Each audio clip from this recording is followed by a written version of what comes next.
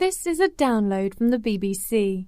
For more information and our terms of use, go to bbcworldservice.com/podcasts. Hello, I'm Dan. And I'm Rob. And this is 6 Minute English.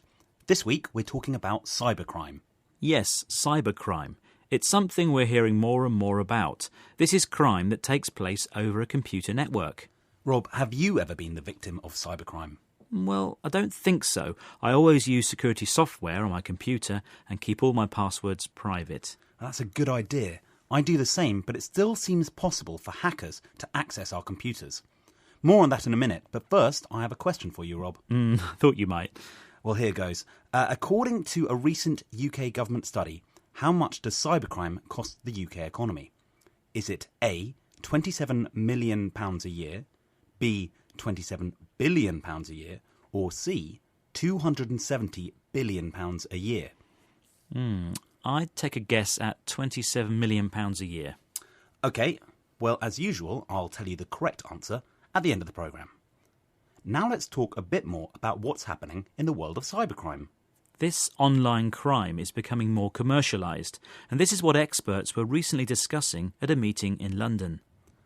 So criminals are carrying out illegal practices online and cashing in on them by selling their services to other people. And internet security experts want to stop this. That's right, they're calling it a cyber war. It's sort of a virtual war, but who exactly are they fighting?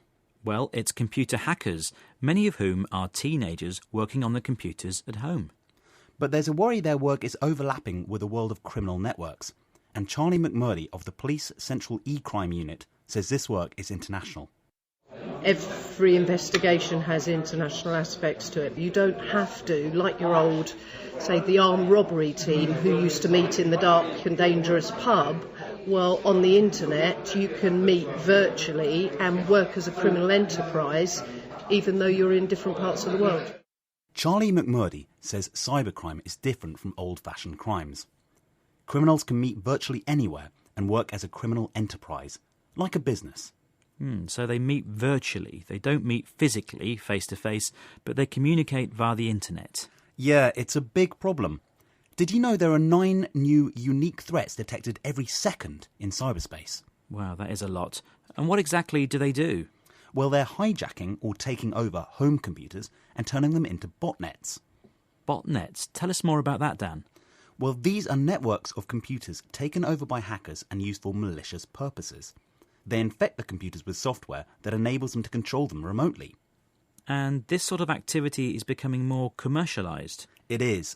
Tony Osborne from security company Symantec uses another word, industrialised. What we've found over the last few years is a maturing, so it's got the industrialisation of this business. Part of one organisation might be selling botnet facilities, so you can rent our botnet for $100 or whatever, and that will give you access to these number of devices, and that you give us the malicious code, the malware, the spam, and we will inject that into the botnets, and for a period of time we will then send those out. Tony Osborne says the business is maturing. So that means it's fully developed and it's becoming big business. One example is hackers renting out access to botnets. They give you access to a number of devices for a fee, for money. And then they inject your malicious codes, malware and spam into other people's computers. Spam, that's when you send the message indiscriminately to a large number of recipients on the internet. And we don't have much control over this. But the UK government is planning to spend £650 million on improving cybersecurity. But what should it be spent on? John Bassett from the Royal United Services Institute thinks there are a number of priorities. How that is going to be spent in the context of the Ministry of Defence, how that's going to be spent in terms of network defence overall, what's going to be done in terms of public awareness, what are we going to do about bringing on more cyber experts. All 4 of those, I think, are important. And the cornerstone of good cyber security has to be based on education. So John Bassett is talking about areas of cybersecurity where he thinks money could be spent. And he talked about education and public awareness.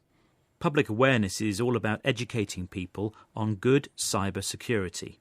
The risks from cybercrime are everywhere, from fraud to espionage and even cyber warfare.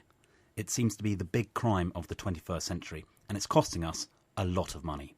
That's right. And Dan, earlier you asked me a question. According to a UK government study, how much is it costing the economy? £27 million a year, £27 billion a year, or £270 billion a year? And you said? I said £27 million a year, am I right? No, you're not. Oh. It's actually £27 billion a year, and that's a lot of money. It really is, isn't it? Yeah. OK, Rob, well, before we go, let's hear some of the words and phrases that we've used in today's programme. Cybercrime.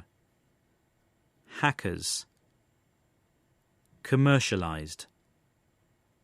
Cashing in. Enterprise. Hijack. Botnets. Malicious. Industrialised. Espionage. Thanks, Rob. Well, we hope you found today's 6-Minute English interesting and that you'll join us again next time. Bye! That was 6 Minute English from bbclearningenglish.com.